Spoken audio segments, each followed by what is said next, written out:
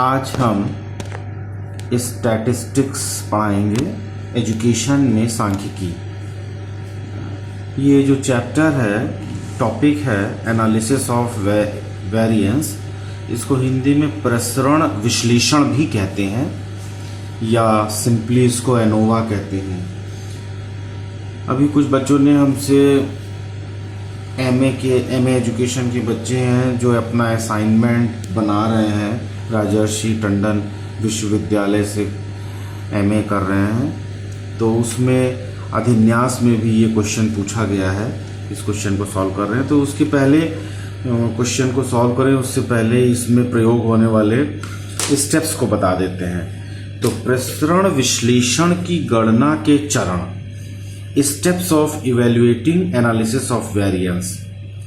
पहला स्टेप है संशोधन या इसको करेक्शन कहते हैं। इसका फॉर्मूला होता है C इज इक्वल टू, ये समेशन का साइन है, summation x1 plus summation x2 plus so on plus summation xn whole square upon capital N।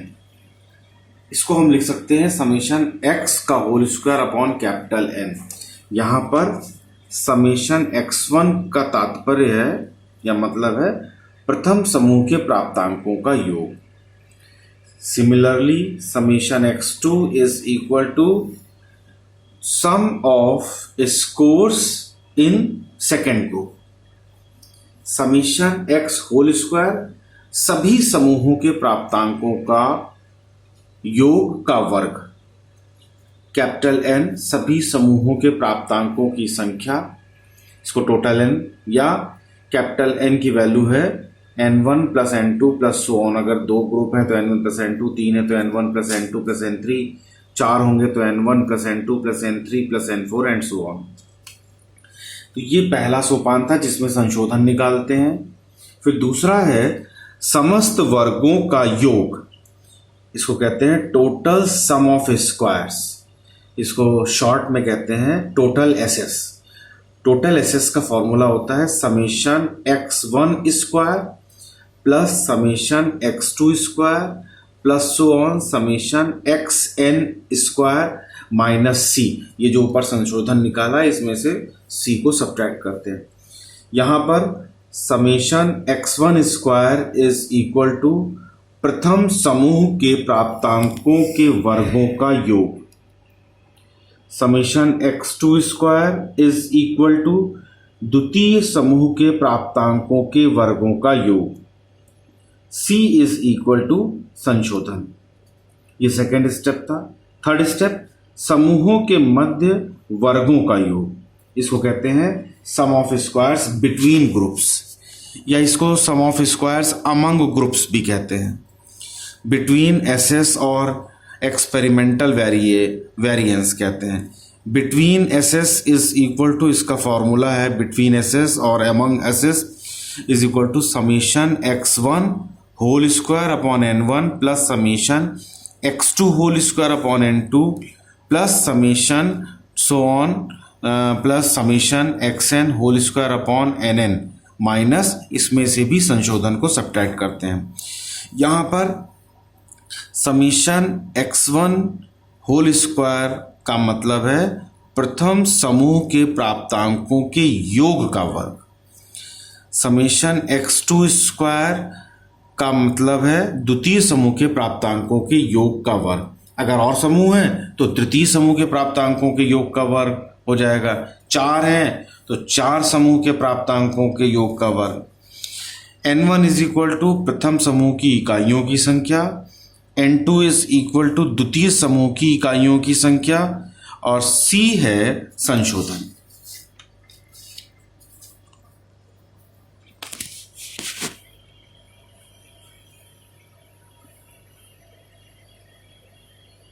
Analysis of variance को आगे बढ़ाते हुए इसके चौथे सोपान पर पहुंचते हैं। चौथा सोपान क्या निकालते हैं?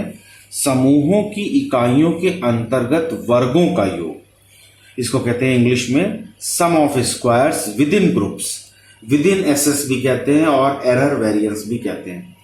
इससे टोटल एसएस के मान से विद इन एसएस मान को घटाकर प्राप्त किया जाता है। इसका फॉर्मूला प्राप्त होता है within SS is equal to total SS minus between SS या अमंग एसएस।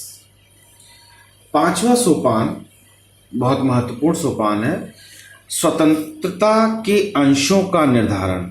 इसको कहते हैं फ्रीडम, डिग्री ऑफ फ्रीडम। इसको डीएफ से रिप्रेजेंट करते हैं। बहुत ध्यान से सुन लीजिए कि ये डिग्री ऑफ फ्रीडम क्या है।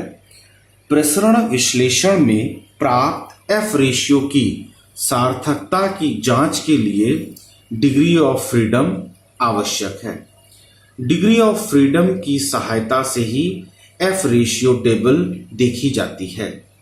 ये टेबल सांख्यिकी की पुस्तक में दी जाती है और हम यहाँ पर अभी जब क्वेश्चन सॉल्व करेंगे तो बाद में हम इस टेबल को आपको इसमें दिखा देंगे। तालिका में दो प्रकार के डिग्री ऑफ फ्रीडम दिए हुए हैं। तालिका में ऊपर बाएं से दाएं को लाइन में between groups degree of freedom दिए हुए हैं, जिसका शीर्षक है भाज्य। न्यूमरेटर में रखे गए एमएस से संबंधित डिग्री ऑफ फ्रीडम तालिका में ऊपर से नीचे को पहले कॉलम में विद इन ग्रुप डीएफ दिए हुए हैं, जिनका शीर्षक है भाजक। डिनोमिनेटर में रखे गए एमएस से संबंधित डिग्री ऑफ फ्रीडम। ठीक है, तो ये अभी हम तालिका आपको दिखाएंगे तो हम बता देंगे कि विद इन ग्रुप कौन सा है और बिटवीन ग्रुप कौन सा है। इस प्रकार प्रसरण विश्लेषण में प्राप्त एफ रेशियो के मान की जांच के लिए दोनों प्रकार के डिग्री ऑफ फ्रीडम की गणना की जाती है। फिर दोनों डिग्री ऑफ फ्रीडम मान की सहायता से एफ रेशियो तालिका से आवश्यक एफ रेशियो का मान ज्ञात करते हैं। दोनों प्रकार के डिग्री ऑफ फ्रीडम की गणना निम्नलिखित सूत्र से की जाती है। Between groups DF is equal to K minus 1, within groups DF is equal to N minus K. यहाँ पर के का तात्पर्य है समूहों की संख्या और एन का अर्थ है संपूर्ण इकाइयों की संख्या। छठा सोपान है या चरण है या स्टेप है प्रसरण विश्लेषण सारांश तालिका बनाना। Summary table analysis of variance. F ratio is equal to mean square between groups upon mean square within groups. ये एफ रेशियो निकालने का फॉर्मूला है। इसके पश्चात सातवां और अंतिम सोपान आता है। अगर हमको ये ज्ञात करना होता है कि 1% कॉन्फिडेंस लेवल पर या 5% कॉन्फिडेंस लेवल पर उसका परिणाम की व्याख्या करनी है तो इस सोपान की जरूरत होती है, नहीं तो एनालिसिस वेरिएंस एफ रेशियो निकाल के यहीं पर हम समाप्त कर देते हैं। तो सातवां सोपान है रिसर्च पर्पज से, शोध के पर्पज से ये बहुत इंपॉर्टेंट बिंदु है। प्रसरण विश्लेषण की सारांश तालिका बना लेने के पश्चात अर्थात सारांश तालिका में एफ रेशियो की गणना कर लेने के बाद पुस्तक में दी गई तालिका एफ रेशियो टेबल देखते हैं। ये टेबल अभी हम आपको दिखाएंगे। इस तालिका में यह देखते हैं कि एक निश्चित विश्वास स्तर कॉन्फिडेंस लेवल जैसे 1% या 5%, जनरली हम लोग दो पे ही निकालते हैं। 1% को 0.01 लेवल भी कहते हैं और 5% को 0.05 लेवल भी कहते हैं। पर तथा निश्चित between group degree of freedom और within group degree of freedom पर एफ रेशियो का आवश्यक मान क्या है। यदि प्रसरण विश्लेषण से प्राप्त एफ रेशियो का मान तालिका से देखे गए एफ रेशियो के मान के बराबर या अधिक है तो इस अवस्था में उस निश्चित विश्वास स्तर पर समूहों के मध्यमान में सार्थक अंतर सिग्निफिकेंट डिफरेंस होता है। अर्थात शून्य परिकल्पना जिसे हम नल हाइपोथेसिस भी कहते हैं, नल हाइपोथेसिस असत्य या रिजेक्ट कर सकते हैं। परंतु यदि गणना द्वारा प्राप्त एफ रेशियो का मान तालिका से देखे गए एफ रेशियो के मान से कम होता है तो उस निश्चित विश्वास स्तर पर समूहों के मध्यमान में सार्थक अंतर नहीं है। अर्थात शून्य उपकल्पना असत्य या रिजेक्ट सिद्ध नहीं होती। प्रयोगकर्ता को विश्वास स्तर प्रसरण विश्लेषण करने से पहले ही निश्चित कर लेना चाहिए। तो ये क्वेश्चन है जो इस बार के एमए एजुकेशन में असाइनमेंट में पूछा गया है राजाशी टंडन को। इसी को हम ले लेते हैं, बच्चों ने क्योंकि हमसे कई बार पूछा है तो मैं बता दे रहा हूँ। ये क्वेश्चन है निम्नलिखित समकों से प्रसरण विश्लेषण की गणना कीजिए। Calculate the ANOVA from the following data. 3 group हैं एक्स वाई जेड, ये वैल्यूज हैं 8, 5, 4, 13, 6, 9, 3, 2, 9, 12, 15, 14। सोल्यूशन देखिए कैसे। पहले ग्रुप एक्स लिखेंगे, group Y, group Z. Group X का मतलब स्मॉल x1, ये x2 हो गया, ये x3 हो गया, फिर x1 स्क्वायर का कॉलम, फिर x2 स्क्वायर का कॉलम, फिर x3 स्क्वायर का कॉलम।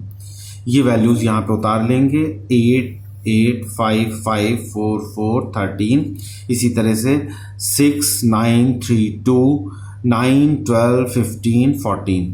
यहाँ पर स्क्वायर देखो 8 का स्क्वायर 64, 5 का स्क्वायर 25, 4 का स्क्वायर 16, 13 का square 169, 6 square is 36, 9 square is 81, 3 square is 9, 2 square is 4, 9 square is 81, 12 square is 144, 15 square is 225, 14 square is 196।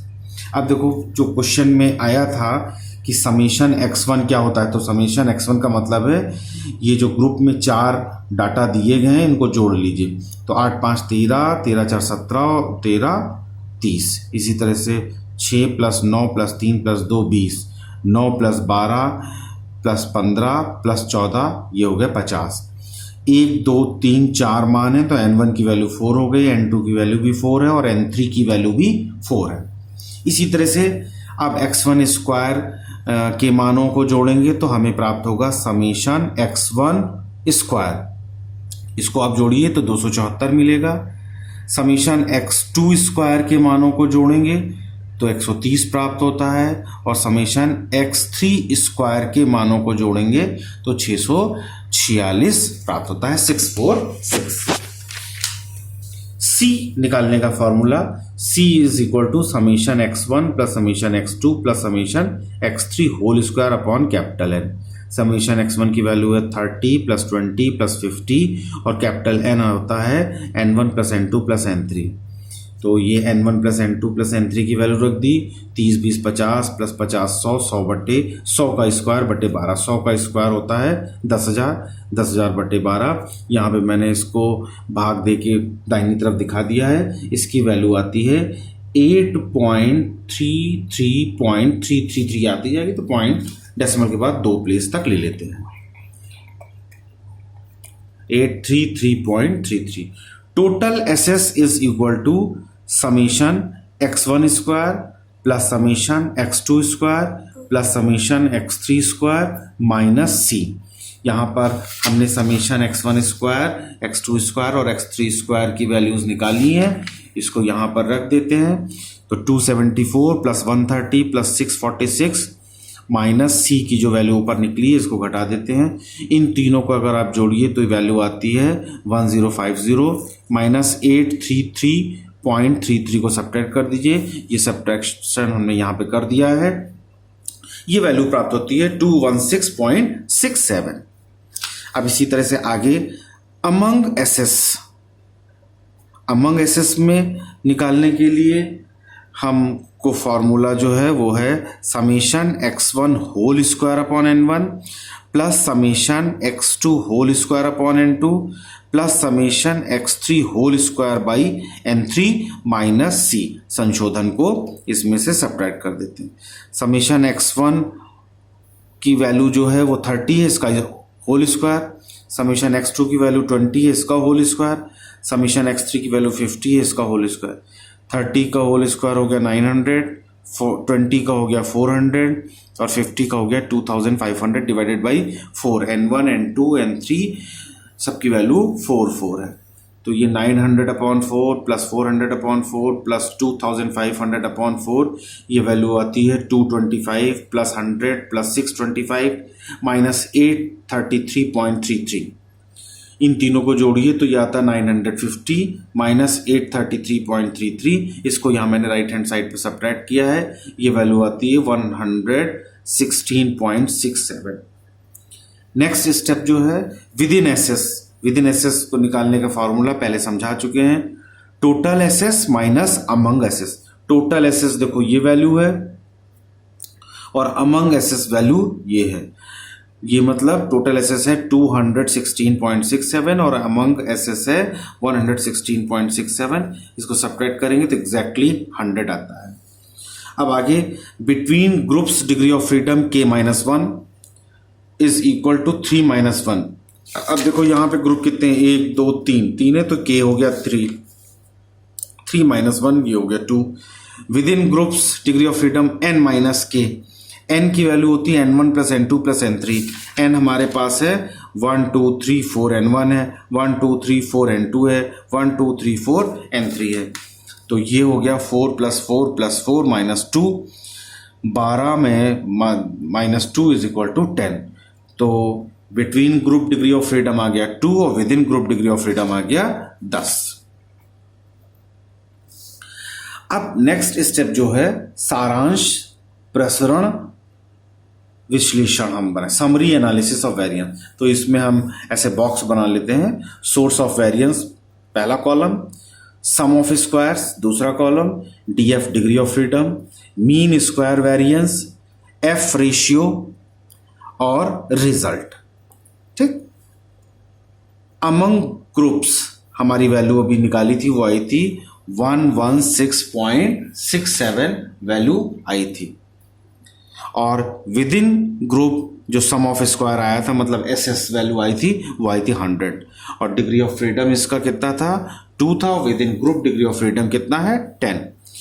Mean square variance निकालने के लिए क्या करते हैं, mean square variance among group निकालने के लिए जितना सम ऑफ स्क्वायर वैल्यू है उसको डिग्री ऑफ फ्रीडम से डिवाइड कर दो तो ये आता है 58.335। और विद इन ग्रुप आता है 100/10 इज इक्वल टू 10 आता है। एफ रेशियो का जो फॉर्मूला है यहाँ पर एफ ये रेशियो है, एफ रेशियो इसका फॉर्मूला होता है mean square variance between groups और among groups divided by mean square within groups. तो मीन स्क्वायर बिटवीन ग्रुप्स है 58.335 divided by 10, mean square within group 10 है, ये वैल्यू आती 5.8335 या इसको हम लिख सकते हैं 5.834 भी लिख सकते हैं क्योंकि ये प्लेस वैल्यू 5 है या 5 से ज़्यादा हो तो इसके पहले वाले को एक बढ़ा देते हैं। यही आंसर हो गया। तो ये एनालिसिस ऑफ वेरिएंस ये आंसर आ गया। अब यहाँ पर हम परिणाम की व्याख्या भी कर लेते हैं कि तो परिणाम की व्याख्या के लिए हम आपको एक तालिका दिखा देते हैं। इस एक बुक में है, ये तालिका है एफ रेशियो टेबल कहते हैं इसको, एफ रेशियो टेबल। बहुत ध्यान से देखिए, एफ रेशियो टेबल में डिग्री ऑफ फ्रीडम ये लिखा है। तो डिग्री ऑफ फ्रीडम में जब हम ऊपर से नीचे चलेंगे तो इसको बोलते हैं विद इन ग्रुप्स, और जब बाएं से दाएं चलते हैं तो इसको बोलते हैं बिटवीन ग्रुप्स। तो ये आप देख लीजिए, ये वाला हमको ज़रूरत पड़ेगा बहुत ध्यान से। इसी एक पन्ने का ये फोटो इसका देख लो। अब हम इसकी देखो व्याख्या करते हैं। यहाँ पर उपलब्ध कराई गई एफ रेशियो तालिका के अनुसार 5% विश्वास स्तर पर 2 between groups degree of freedom और 10 और 10 with in group degree of freedom पर आवश्यक एफ रेशियो का मान 4.10 है। ये देखिए वैल्यू 2 डिग्री ऑफ फ्रीडम हमारे पास क्या है, 2 डिग्री ऑफ फ्रीडम क्या है बिटवीन ग्रुप्स, तो बिटवीन ग्रुप्स में ये 2 डिग्री ऑफ फ्रीडम है और विद इन ग्रुप में 10 डिग्री ऑफ फ्रीडम पे आइए। तो ये हमको मिला, ये यहाँ पे मिला, ये 2 वैल्यू हैं। तो पहली वैल्यू जो है वो है 4.10 जो है वो 5% के लिए है सार्थकता स्तर, और जो डार्क में दिया हुआ है 7.56 ये 1% के लिए है। तो दोनों का बता देते हैं। तो एफ रेशियो का मान कितना है 4.10 है। प्रसरण विश्लेषण की सारांश तालिका में एफ रेशियो का मान 5.833 है। यहाँ पर जो हमने कैलकुलेट किया वो 5.833 है और टेबल में है 4.10, जो आवश्यक एफ रेशियो के मान से क्या है, अधिक है। अतः शून्य परिकल्पना नल हाइपोथेसिस असत्य है, इसको हम रिजेक्ट कर देंगे। अर्थात तीनों समूहों में, यहाँ पे 3 कर लीजिए, तीनों समूहों में 5% विश्वास स्तर पर सार्थक अंतर है, अतः नल हाइपोथेसिस जो होगी वो रिजेक्ट हो जाएगी। इसी तरह से परिणाम की व्याख्या 1% पे भी कर देते हैं हम। दी हुई इसी तालिका को ध्यान से देखते हैं। देखो 1% के लिए इसकी वैल्यू है 7.56 कैलकुलेटेड जो वैल्यू, और हम जो कैलकुलेट कर रहे हैं ये स्टैंडर्ड वैल्यू जो हमें कैलकुलेट कर रहे हैं वो आई है 5.833 आई है। तो दी हुई तालिका के अनुसार 1% विश्वास स्तर पर तथा 2 between group degree of freedom और 10 with in group of degree of freedom पर आवश्यक एफ रेशियो का मान ये देख लीजिए। With in group of degree of freedom ये 10 हो गया और बिटवीन पे 2 पे, तो यहाँ पहुंच जाइए, ये 7.56 है। गणना के द्वारा एफ रेशियो का मान इससे बहुत कम है क्योंकि वो कितना है 5.8 है। अतः शून्य परिकल्पना हाइपोथेसिस जो नल हाइपोथेसिस थी वो सत्य सिद्ध होती है। अर्थात तीनों समूहों में 1% विश्वास स्तर से कम पर सार्थक अंतर है, P इज लेस देन 0.01। तो ये एनालिसिस ऑफ वेरिएंस है। परिणाम पूछा जाएगा तब उसकी व्याख्या की जाएगी, अदरवाइज एफ रेशियो निकाल के ये इसका आंसर हो जाएगा। तो इस चैनल को आप देखिए, इसमें हम स्टैट्स के क्वेश्चन जैसे जैसे आप लोग पूछते जाएंगे हम उनका सलूशन आपको देते जाएंगे। धन्यवाद। इस चैनल को सब्सक्राइब करिए, लाइक करिए और अपने मित्रों को बताइए कि इसमें इस तरह से सलूशन दिए गए हैं। धन्यवाद।